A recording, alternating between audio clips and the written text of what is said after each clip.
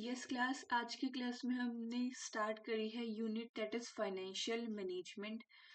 आज हम बेसिक करेंगे फाइनेंशियल मैनेजमेंट क्या होता है, फाइनेंशियल मैनेजमेंट के क्या क्या ऑब्जेक्टिव हैं, फाइनेंशियल मैनेजमेंट का क्या स्कोप है, कौन कौन से मेथड हैं जिसके थ्रू मैं फाइनेंस मैनेज कर सकती हूँ। फाइनेंशियल मैनेजमेंट के मेन 3 इंपॉर्टेंट डिसीजन आते हैं, उन डिसीजंस के बारे में पढ़ेंगे। तो चलिए अपनी क्लास को शुरू करते हैं। फाइनेंशियल मैनेजमेंट 2 टर्म से मिलके बना है, एक है फाइनेंस और दूसरा है मैनेजमेंट। फाइनेंस मतलब क्या होता है? फाइनेंस मतलब money, monetary value. And management का मतलब होता है किसी भी काम को इफेक्टिव एंड एफिशिएंट तरीके से करना।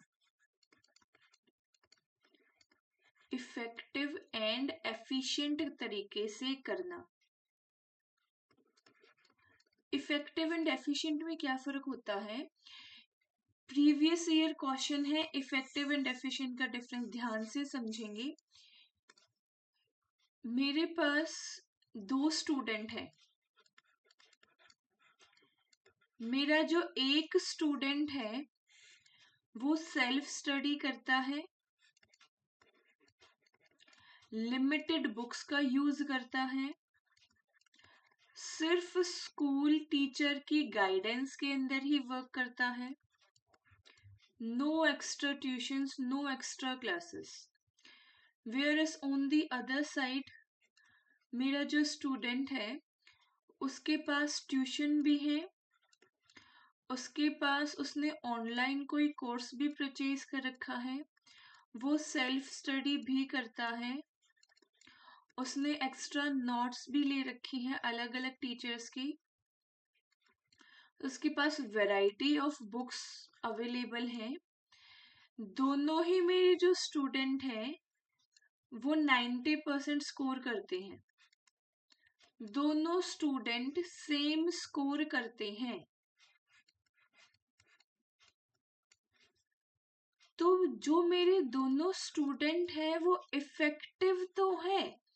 इफेक्टिव मतलब असरदार, असरदार मतलब जिसने रिजल्ट लाके दिया।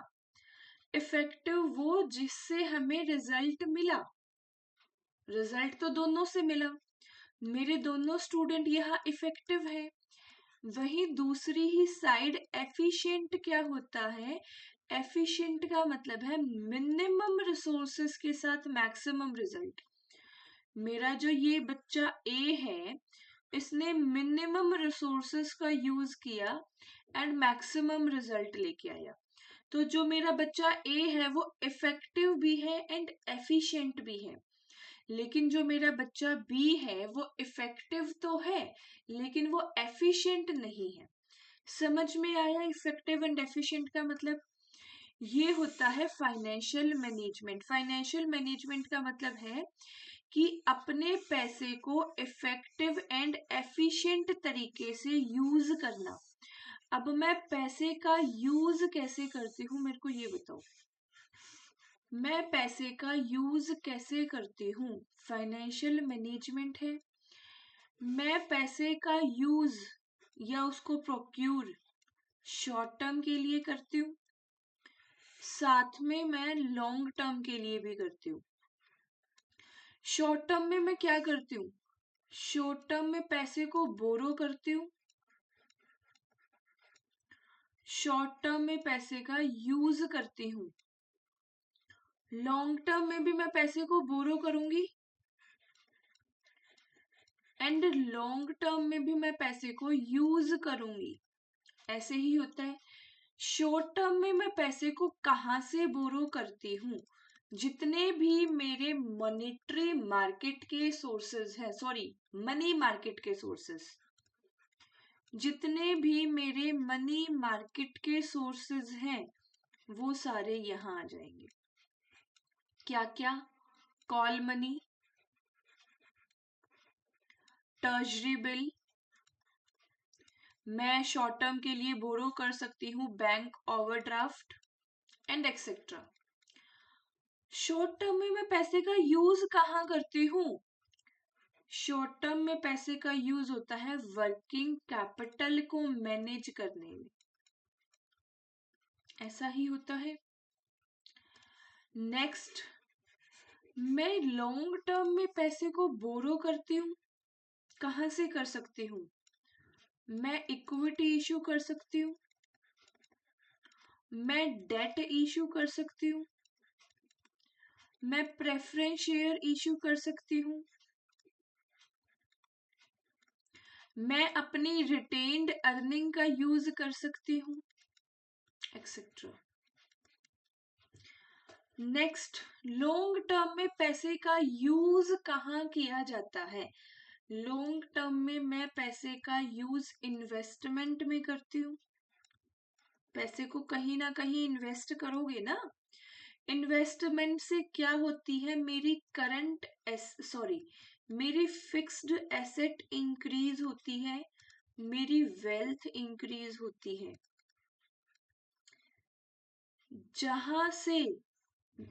जहां पे मैं फाइनेंशियल मैनेजमेंट को लॉन्ग टर्म में यूज करती हूँ, फाइनेंस की लैंग्वेज में उसे एक फैंसी सा नाम दिया गया है जो है कैपिटल बजटिंग। तो एक आपका मोस्ट इम्पोर्टेंट टॉपिक फाइनेंस का यही आता है, कैपिटल बजटिंग। कैपिटल बजटिंग का मतलब क्या है कि आप लॉन्ग टर्म के अंदर पैसे को कहाँ कहाँ यूज करते हो। कैपिटल बजटिंग के मेनली दो मेथड होते हैं, traditional method and modern method. इनको हम कल की क्लास में डिस्कस करेंगे। मैं एक प्लेलिस्ट बना दूंगी। प्लेलिस्ट में फाइनेंशियल मैनेजमेंट के नाम से ही हमारी प्लेलिस्ट होगी। जितनी भी मेरी सारी वीडियोस होंगी वो आपको प्लेलिस्ट में मिल जाएंगी एंड प्लेलिस्ट का लिंक आपको डिस्क्रिप्शन में मिलेगा, आप बाद में भी चेक कर सकते हैं। Got it? Next, long term में पैसे को जो यूज किया जाता है उसे कहा जाता है capital budgeting and investment decision. On the other side, long term में जो पैसे को बोरो किया जाता है वो किस स्ट्रक्चर के अंदर बोरो किया जाएगा? मेरे को टोटल 100 करोड़ रुपीस की जरूरत है। मैंने ये एस्टिमेट किया, मैंने फाइनेंशियल प्लानिंग करी कि मेरे को 100 करोड़ रुपीस की जरूरत है। अब वो 100 करोड़ मैं कितना डेट से लूंगी, कितना इक्विटी से लूंगी, कितना रिटेन्ड अर्निंग से लूंगी, एक्सेट्रा। ये जो आपकी परसेंटेज है, कितना परसेंट आप कहाँ से लेने वाले हो, इसको कहा जाता है कैपिटल स्ट्रक्चर। इसको कहा जाता है कैपिटल स्ट्रक्चर। यहां तक भी समझ में आया? ये पूरा मैं फाइनेंशियल मैनेजमेंट का अभी आपको ओवरव्यू दे रही हूं, ध्यान से समझना। नेक्स्ट, शॉर्ट टर्म में मैं पैसे का यूज करती हूं। जो शॉर्ट टर्म में पैसे का यूज करती हूं उसको नाम दिया है वर्किंग कैपिटल मैनेजमेंट। एक पॉइंट और, कैपिटल स्ट्रक्चर को ही मैं फाइनेंशियल डिसीजन कहता हूं। कैपिटल स्ट्रक्चर को ही मैं फाइनेंशियल डिसीजन कहता हूं। कितने डिसीजन हो गए? एक हो गया इन्वेस्टमेंट डिसीजन, एक हो गया फाइनेंशियल डिसीजन, एक तीसरा डिसीजन और आता है जिसको बोला जाता है डिविडेंड डिसीजन। अब ये डिविडेंड डिसीजन क्या है? फाइनेंशियल मैनेजमेंट के अंदर मैंने शेयर इशू करे। जब मैंने शेयर इशू करे तो मेरे पास इक्विटी शेयर भी थे और मेरे पास प्रेफरेंस शेयर भी थे। प्रेफरेंस शेयर का डिविडेंड तो हमारा फिक्स होता है, लेकिन इक्विटी शेयर होल्डर को मैं रियल ऑनर ऑफ बिजनेस भी बोलता हूँ। बिजनेस का रियल ऑनर कौन होता है? Equity share holder. Equity share holder का डिविडेंड जो है वो फिक्स नहीं होता। इस वजह से जो मेरा प्रॉफिट बनता है उस प्रॉफिट के मैं दो हिस्से कर सकता हूं कि इस प्रॉफिट को मैं एज ए डिविडेंड दूं या फिर मैं इस प्रॉफिट को सेव कर लूं एज ए रिटेन्ड अर्निंग और इसको मैं नेक्स्ट ईयर यूज करूं ताकि मुझे नेक्स्ट ईयर लोन ना लेना पड़े, प्रेफरेंस शेयर ना इशू करने पड़े, डेट का सहारा ना लेना पड़े। कैसे हम चूज करते हैं कौन सा मेथड बेस्ट होता है, ये सब हम कैपिटल बजटिंग के अंदर देखेंगे। किस कंडीशन में डिविडेंड इशू करना जरूरी है, किस कंडीशन में हमें रिटेन्ड अर्निंग करनी चाहिए, ये हम डिविडेंड डिसीजन के अंदर पढ़ेंगे। अभी सिर्फ ओवरव्यू है। किसी को यहाँ तक फिर भी कोई डाउट है तो ऑफ कोर्स आप कमेंट कर सकते हैं। यहाँ तक तुम्हें फाइनेंशियल मैनेजमेंट थोड़ा सा समझ में आया होगा कि फाइनेंशियल मैनेजमेंट के अंदर पढ़ना क्या है। फाइनेंशियल मैनेजमेंट के अंदर आपको पढ़ना है शॉर्ट टर्म में पैसा कहाँ से आएगा, कहाँ यूज करेंगे, लॉन्ग टर्म में पैसा कहाँ आएगा, कहाँ यूज करेंगे, उसके अलग अलग मेथड हैं आपकी, कौन सा मेथड बेस्ट होगा, किस कंडीशन पे कौन सा सुटेबल होगा, पैसे को प्लान करना। देखो आपके यहाँ डेफिनेशन दे रखी है, financial management refer to strategic planning, पैसे को प्लान कर रहे हो कि कैसे आपको कितने पैसे की जरूरत है, पैसे को ऑर्गेनाइज कर रहे हो, कहाँ पैसा लगाने वाले हो, डायरेक्ट कर रहे हो, देन आप कंट्रोल करोगे कि जहां पैसा लगाया था वहां से कैसा आउटपुट आ रहा है। प्लान करना, ऑर्गेनाइज करना, डायरेक्ट करना, कंट्रोल करना फाइनेंशियल रिसोर्सेस को, ताकि हम बिजनेस के ऑब्जेक्टिव को effectively plus efficiently plus effective तरीके से अचीव कर पाए। समझ में आया? ऑब्जेक्टिव क्या होते हैं फाइनेंशियल मैनेजमेंट के? फाइनेंशियल मैनेजमेंट के ऑब्जेक्टिव हैं कि आप प्रॉफिट को मैक्सिमाइज करो। आपका ऑब्जेक्टिव होता है वेल्थ को मैक्सिमाइज करना। अगर मैं लॉन्ग टर्म की बात करती हूं तो हर बिजनेस का फोकस होता है वेल्थ मैक्सिमाइज करना, लेकिन शॉर्ट टर्म में सस्टेनेबिलिटी के लिए, ताकि मैं सस्टेन कर पाऊं, मेरा ऑब्जेक्टिव होता है प्रॉफिट को भी मैक्सिमाइज करना, एफिशिएंट यूज करना कैपिटल का। जितना मेरे पास कैपिटल है उससे मेरे को 100% रिजल्ट, जितना मैक्सिमम पोटेंशियल निकल सकता है वो निकाल लो। वो है एफिशिएंट मैनेजमेंट ऑफ या एफिशिएंट यूटिलाइजेशन ऑफ कैपिटल।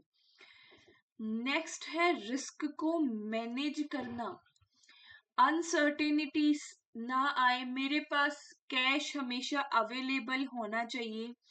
मेरे को कैश मैनेजमेंट भी इस फाइनेंशियल मैनेजमेंट के अंदर पढ़ के चलनी है। लिक्विडिटी को मैनेज करना, ये ना हो कि मैं सारा का सारा पैसा इन्वेस्ट कर दे रहा हूँ, लिक्विडिटी के लिए, क्रेडिटर्स को पे करने के लिए मेरे पास फंड ही ना हो।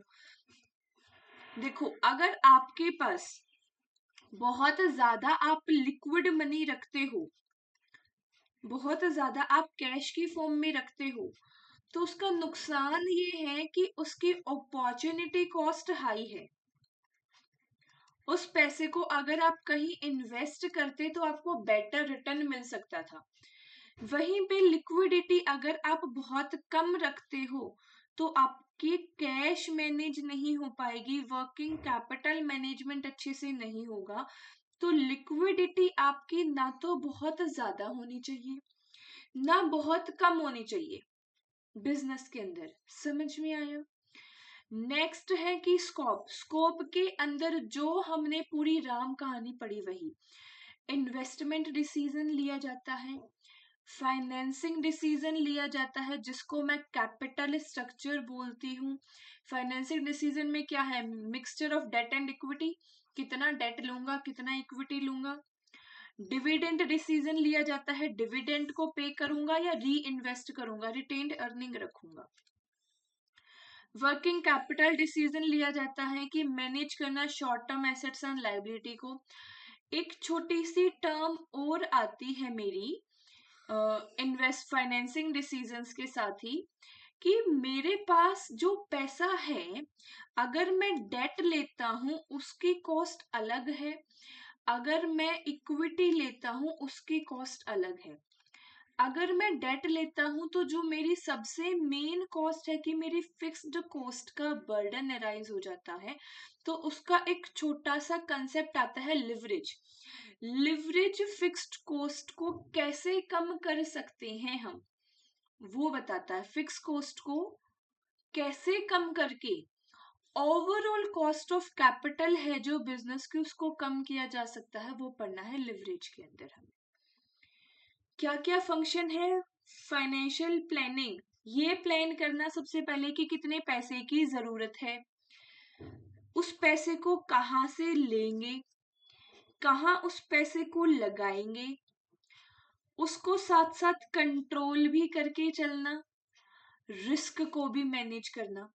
ये सब है फंक्शंस, कोई अलग से नहीं है, वही चीज अगेन एंड अगेन रिपीट हो रही है। अभी जो हम टॉपिक करेंगे सबसे पहले वो करने वाले हैं कैपिटल बजटिंग। सबसे पहले सोर्सेज ऑफ फंड देखते हैं।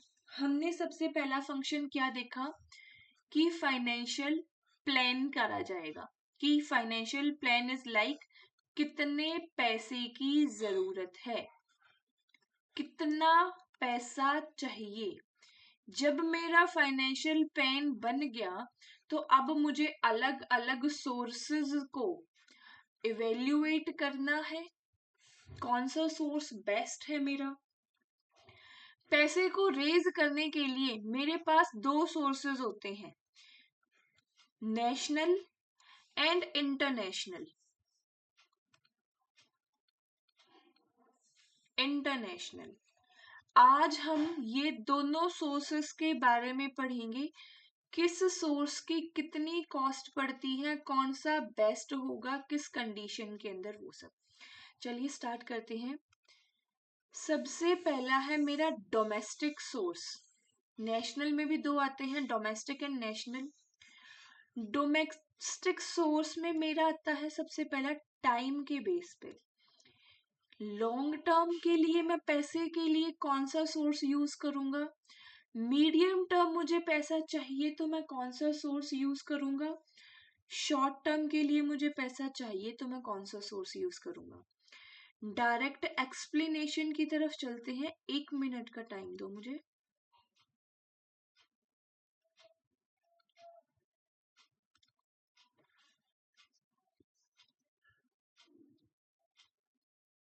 यस, यहां से हमें स्टार्ट करना है।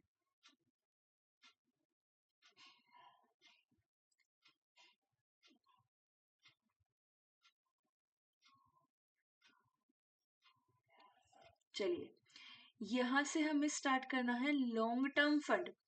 लॉन्ग टर्म में सबसे पहला है आपका इक्विटी फाइनेंसिंग। लॉन्ग टर्म में सबसे पहला है आपका क्या, इक्विटी फाइनेंसिंग। इक्विटी का मतलब होता है आपका इक्विटी शेयर होल्डर, इन्हीं को रियल ऑनर बोला जाता है बिजनेस का। हम एज ए पब्लिक कंपनी मैं डिमांड करती हूं, सबसे पहले तो ये बताओ इक्विटी शेयर होल्डर मतलब पब्लिक से डिमांड करना। कौन सी कंपनी इक्विटी शेयर होल्डर से पैसा ले सकती है, पब्लिक एंड प्राइवेट या दोनों? क्वेश्चन है आपका आज के लिए, किस टाइप की कंपनी इक्विटी शेयर होल्डर से पैसा ले सकती है, पब्लिक या प्राइवेट या दोनों? या नन ऑफ दीज? आंसर भी बता देती हूँ, अगर पता है तो अभी पहले कमेंट करो।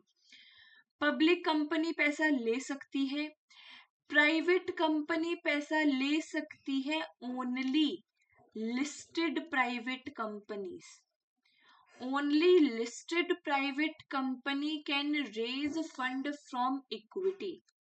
ये चीज याद रखना, प्रीवियस ईयर क्वेश्चन है यूजीसी नेट का। की फीचर्स क्या है? Investor become partner, part of owner, company के ऊपर कोई बर्डन नहीं रहता, इन्वेस्टर अर्न करते हैं डिविडेंड के थ्रू। थोड़ा सा इसको भी एक्सप्लेन कर देती हूँ ताकि आप अच्छे से समझ पाए कैसे बर्डन नहीं रहता, कैसे हम पैसे को इशू करते हैं। देखो, मैंने डायरेक्टली जनता से डिमांड करी कि मैंने शेयर इशू किए, मैंने शेयर इशू किए, मेरे पास पैसा आ गया। आपने प्रॉफिट एंड लॉस अकाउंट बनाया है, प्रॉफिट एंड लॉस अकाउंट के अंदर इधर मेरे सारे खर्चे होते हैं, इधर मेरी सारी इनकम होती है, लेकिन जो इक्विटी शेयर होल्डर होते हैं उनका कोई भी फिक्स्ड डिविडेंड नहीं देना पड़ता। यहां से जो मेरा नेट प्रॉफिट निकलता है ना, ये होता है मेरा क्या, EBIT। इस EBIT में से सबसे पहले मैं इंटरेस्ट पे करता हूं, मेरा आता है EBT, देन मैं टैक्स पे करता हूं, देन मेरा आता है EAT, earning after tax. Earning after tax के बाद जो मेरा ये वाला पैसा है ना, ये मेरे को डिवाइड करना होता है डिविडेंड के तौर पे या रिटेन्ड अर्निंग के तौर पे, जैसे मैं रखना चाहता हूँ। समझ में आया ये वाला पार्ट? इसीलिए हमारे ऊपर कभी भी इक्विटी शेयर होल्डर को रीपे करने का बर्डन नहीं रहता। This is first benefit. Second benefit ये होता है कि कोई फिक्स्ड कॉस्ट का बर्डन इंक्रीज नहीं होता। समझ में आया? नेक्स्ट, प्रेफरेंस शेयर होल्डर, दूसरा मेथड है जहां से मैं लॉन्ग टर्म में पैसा ले सकता हूं, वो है preference share holder. Preference share holder को समझने से पहले एक फैंसी सी टर्म है, वो है फाइनेंशियल मॉडलिंग। ये फाइनेंशियल मॉडलिंग क्या है? फाइनेंशियल मॉडलिंग आपका एक मिक्सचर है डेट और इक्विटी का। डेट में क्या होता है? फिक्स्ड कॉस्ट का बर्डन। इक्विटी में क्या होता है? आपको एक ऑनरशिप राइट मिलता है।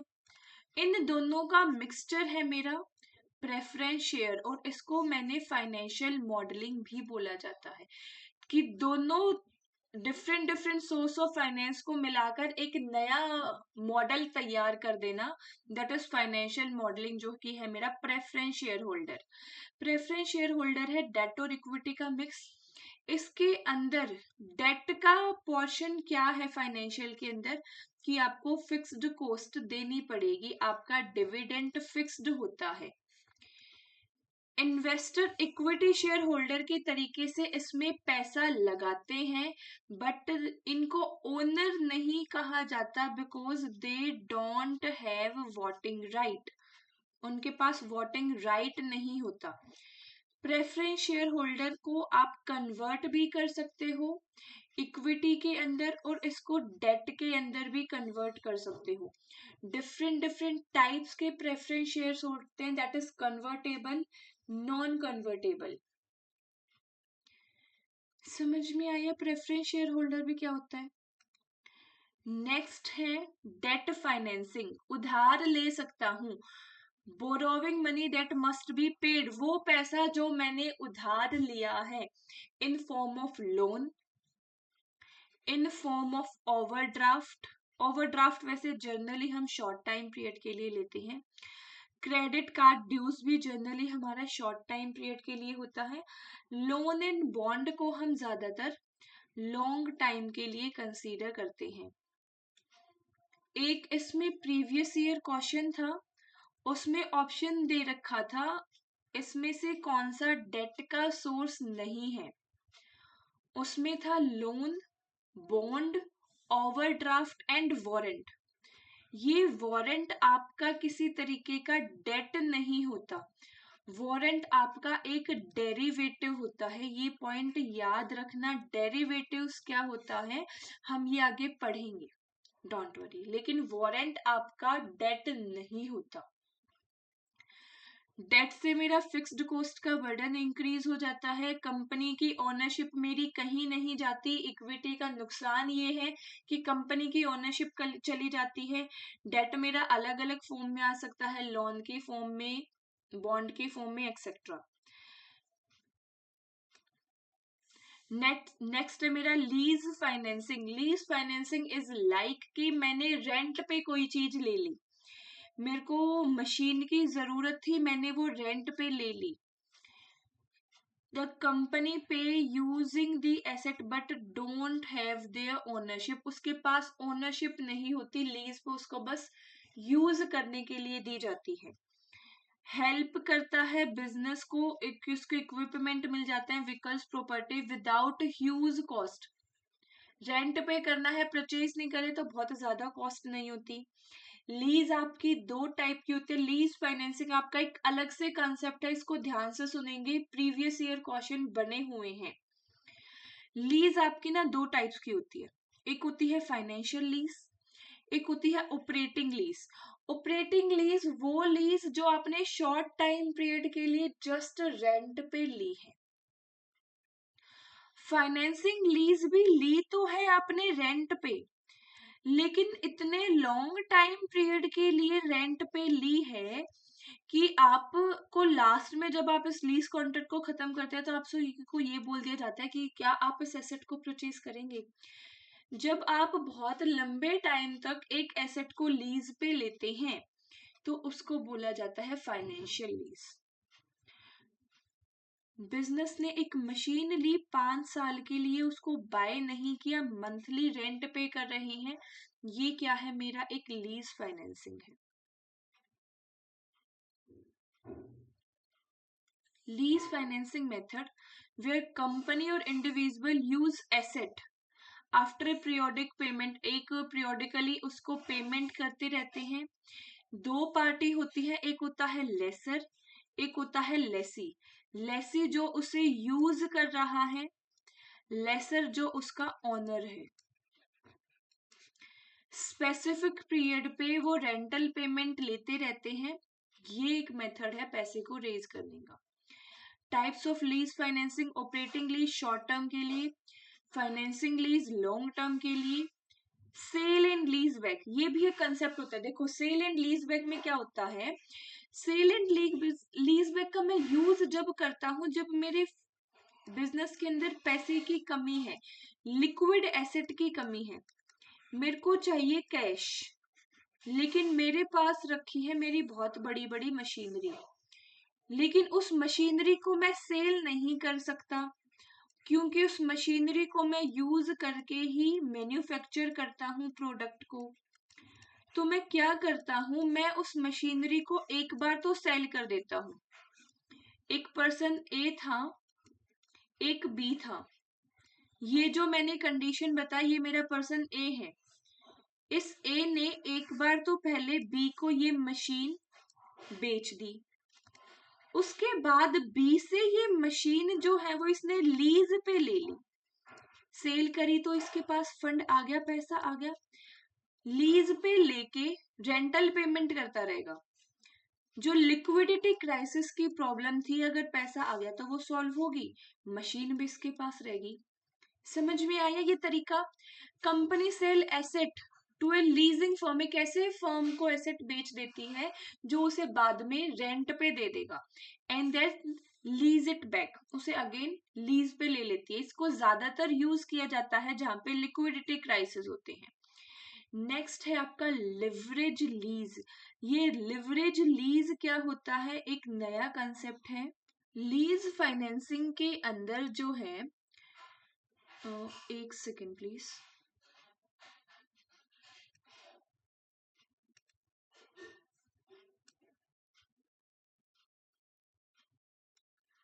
यस। लीज फाइनेंसिंग के अंदर क्या होता है, लीज फाइनेंसिंग के अंदर मैं ओनर, मैंने कुछ पैसा दिया है, मतलब खुद का पैसा, और कुछ पैसा मैंने लोन पे लेकर एक एसेट को परचेज कर लेता हूं। A lease financing is a type of lease where lessor own, finance and asset using loan। उस एसेट को परचेज करने के लिए मैंने खुद का पैसा भी लगाया और मैंने लोन पे लेकर भी पैसा लगाया है। इसका मतलब lessor use both money, own money and borrowed money to buy the asset. And यहाँ पे वो एसेट को यूज भी करता रहता है, टाइमली लोन की पेमेंट करता रहेगा, और उसके पास उसके बाद उस एसेट का ओनरशिप भी आ जाती है। ये है लीज फाइनेंसिंग। कैसे वर्क करती है थोड़ा सा देखो। लेसर बाय ए एक्सपेंसिव एसेट, उसको एक एक्सपेंसिव एसेट लेनी है।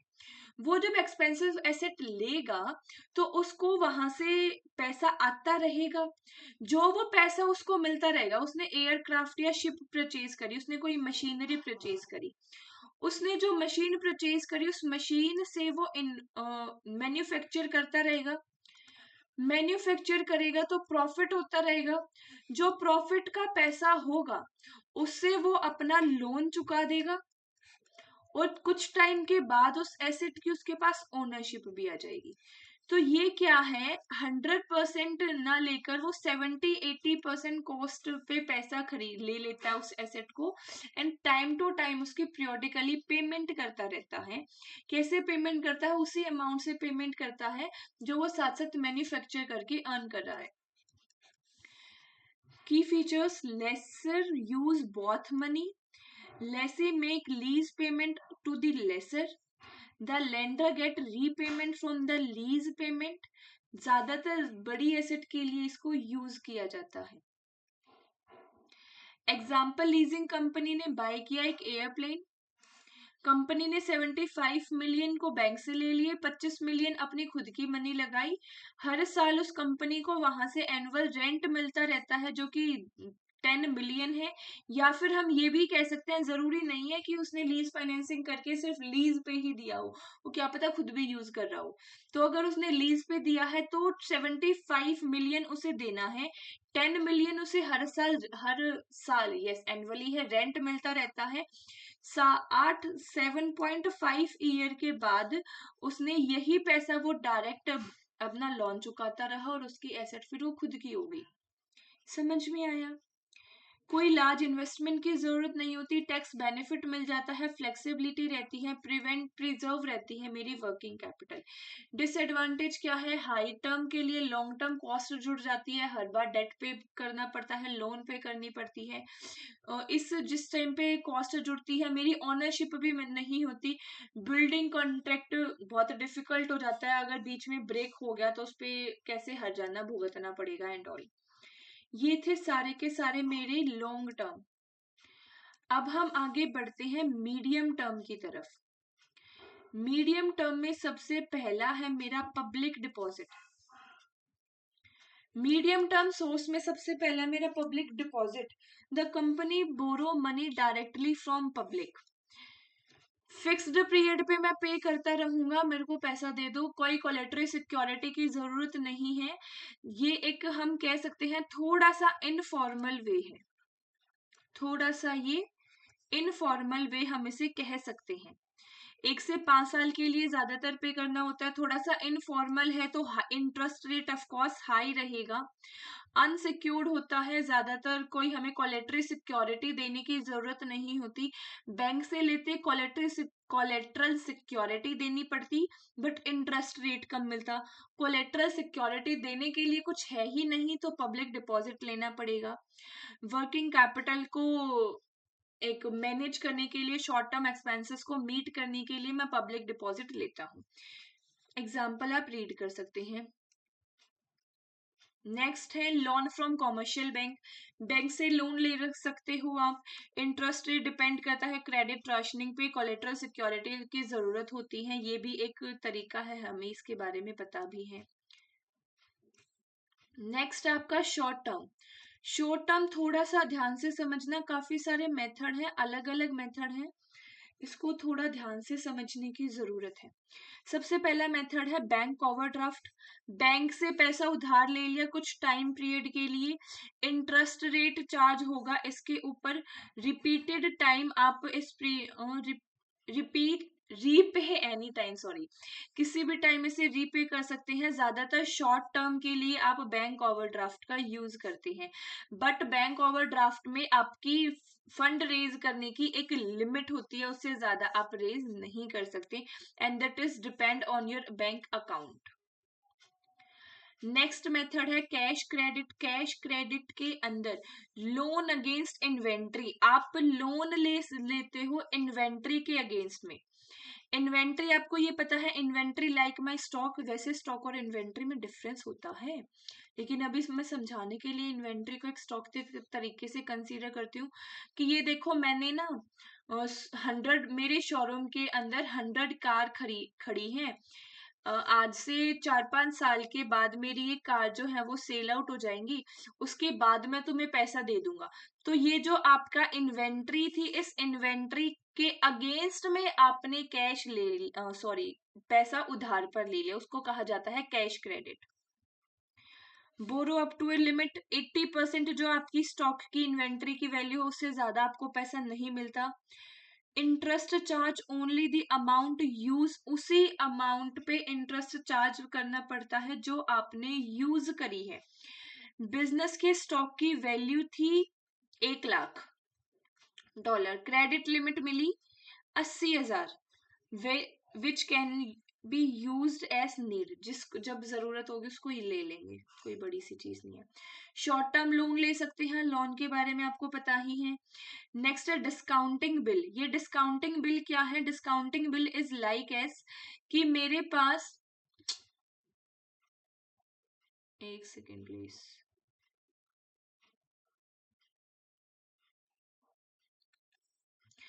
डिस्काउंटिंग बिल इज लाइक कि मैंने मेरे किसी कस्टमर को पैसा उधार दे रखा है, मैंने मेरे कस्टमर को पैसा क्या दे रखा, उधार दे रखा है, और उसके बदले में उसने मेरे को एक बिल दे दिया इमीडिएट कैश ना पे करके।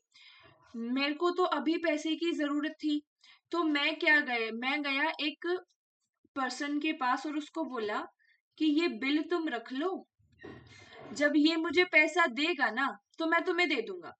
अभी मैंने कस्टमर को 100 करोड़ का उधार दिया था, लेकिन मेरे को अभी मिल रहा है बदले में सिर्फ 95 करोड़।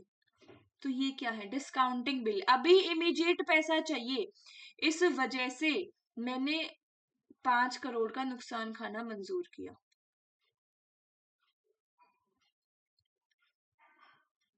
ए business sell its customer invoice bill to bank, ये जो मैं बैंक में उसको मैंने दे दिया और डिस्काउंट करवा लिया, इमीडिएट कैश। बैंक में ही होता है, अगर किसी पर्सन से लेते हो वो इनफॉर्मल हो जाता है, बैंक में होता है, ध्यान रखना ये। व्हेन कस्टमर पे क्रेडिट 50-60 डेज के अंदर देना है तो मैं अपना बिल डिस्काउंट करवा सकता हूँ, लेटर बैंक को कस्टमर डायरेक्ट पे कर देगा। फैक्टोरिंग, फैक्टोरिंग भी आपका एक तरीके का ऐसा ही मेथड है, लेकिन फैक्टोरिंग में आप बैंक का यूज नहीं करते, थर्ड पार्टी का यूज करते हैं। सेम यही है, कुछ भी अलग नहीं है फैक्टोरिंग में, बट जो डिफरेंस है वो सिर्फ इतना है कि फैक्टोरिंग के अंदर आप थर्ड पार्टी का यूज करते हैं, जिसको बोला जाता है फैक्टर। उस फैक्टर को आप अपना बिल दे देते हैं और उससे इमीडिएट पैसा ले लेते हैं। Got it? नेक्स्ट है treasury bill. Treasury bill short term government securities होती हैं जिसके थ्रू मैं पैसा लेता हूँ, गवर्नमेंट सिक्योरिटी है तो ये सेफ होती है, इसमें किसी तरीके का रिस्क नहीं होता। Business buy them at discount and get fair value in maturity, इसको मैंने आज के टाइम पे तो परचेज कर लिया, जिस टाइम पे मुझे फ्यूचर में इसकी वैल्यू इंक्रीज मिलेगी मैं इसे मैच्योरिटी पे अपनी वैल्यू निकलवा लेता हूँ। मैच्योरिटी इसकी 91 डेज, 182 डेज और 364 डेज ही होती है, इसके अलावा कोई नहीं हो सकती, ये याद रखना। नेक्स्ट है कॉमर्शियल पेपर। कॉमर्शियल पेपर भी एक प्रोमिसरी नोट ही है, लेकिन अनसिक्योर्ड होता है, ये याद रखना। कॉमर्शियल पेपर, फैक्टोरिंग, और क्या क्या पढ़ा था, डिस्काउंटिंग ऑफ बिल। इसमें कंफ्यूजन होती है, ध्यान से इन चीजों को समझ लेना। कॉमर्शियल पेपर, फैक्टोरिंग और डिस्काउंटिंग ऑफ बिल। फैक्टोरिंग के अंदर मैं हमेशा थर्ड पार्टी का यूज करता हूँ। बिल ऑफ डिस्काउंटिंग के अंदर मैं बैंक का यूज करता हूँ। कॉमर्शियल पेपर मेरा अनसिक्योर्ड प्रोमिसरी नोट होता है। इशू बाय कौन इशू करता है कॉमर्शियल पेपर्स को? वो इशू करती हैं जो कंपनी की फाइनेंशियली पोजीशन स्ट्रांग होती है अपनी वर्किंग कैपिटल को यूज करने के लिए। 1 मिलियन तक का कॉमर्शियल पेपर आप सेल कर सकते हो फॉर 180 डेज। 5% आपको उस पर इंटरेस्ट मिलता है। अगर कोई ऐसी कंपनी है जिसकी बहुत बढ़िया स्ट्रांग इमेज है, तो वो कॉमर्शियल पेपर इशू करके पैसा ले सकती है। समझ में आया? नेक्स्ट है हायर परचेज। हायर परचेज का मतलब है बाय इन इंस्टॉलमेंट। मैं परचेज तो करूंगा लेकिन इंस्टॉलमेंट के अंदर, ये है मेरा hire purchase.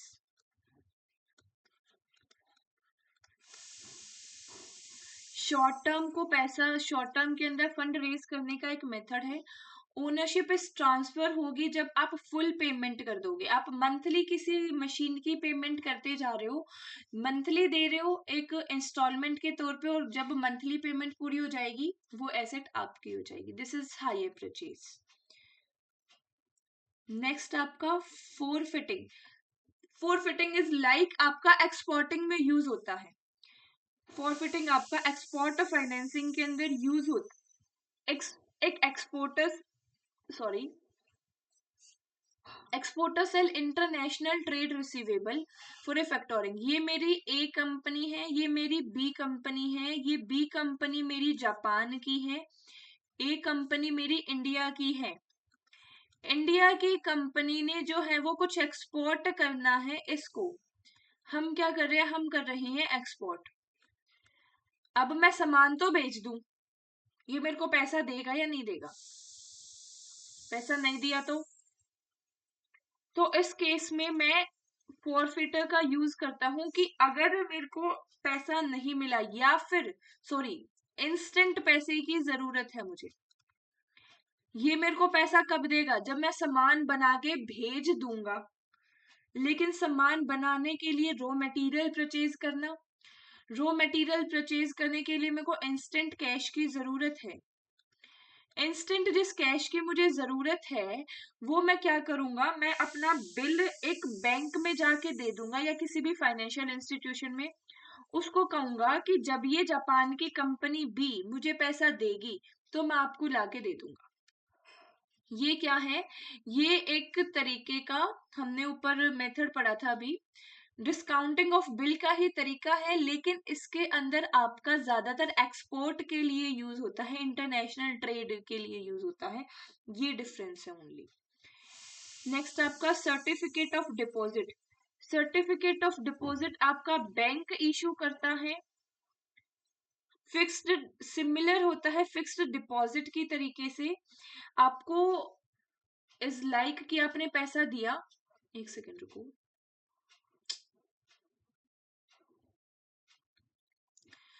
Certificate of deposit आपका बैंक इशू करता है फिक्स टाइम पीरियड के लिए कि मेरे को 180 दिन के लिए 5% के बेस पे पैसा उधार दे दो। फिक्स टाइम पीरियड के लिए जब आपको पैसा उधार दिया जाता है, short time period with maximum days इसका 360, सॉरी 360, 354, 354 इसके मैक्सिमम डेज होते हैं। समझ में आया?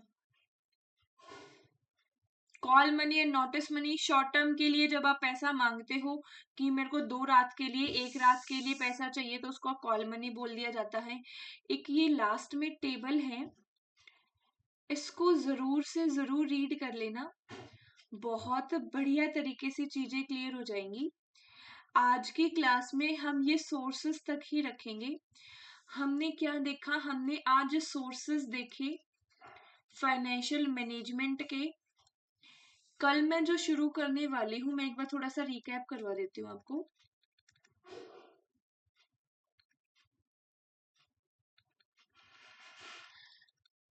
सबसे पहले हमने फाइनेंशियल मैनेजमेंट के बारे में देखा। फाइनेंशियल मैनेजमेंट क्या होता है उसका बेसिक पढ़ा। Short term and long term. Short term में मैं पैसा बोरो करता हूँ, लॉन्ग टर्म में बोरो करता हूँ। फाइनेंशियल मैनेजमेंट के अंदर आपके 3 डिसीजन आते हैं। सबसे पहले हम कल स्टार्ट करेंगे आपके फाइनेंसिंग डिसीजन से।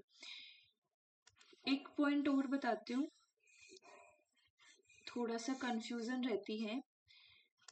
2 टर्म है, एक है फाइनेंसिंग डिसीजन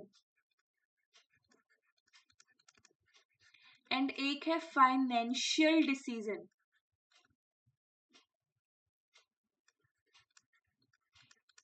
एक क्या है, एक है फाइनेंसिंग डिसीजन, एक है फाइनेंशियल डिसीजन।